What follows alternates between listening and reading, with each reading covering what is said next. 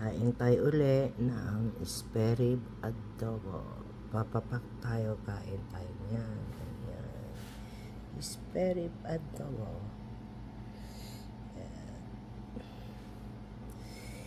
Ganyan. Tapos papak-papak lang yan, guys.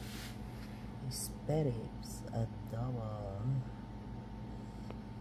Tapos, samahan natin ang kanyang mango. Ito naman. Ayan. Kita niyo, guys. Ayan. Kain na tayo. Kain ng spare-ribs adobo.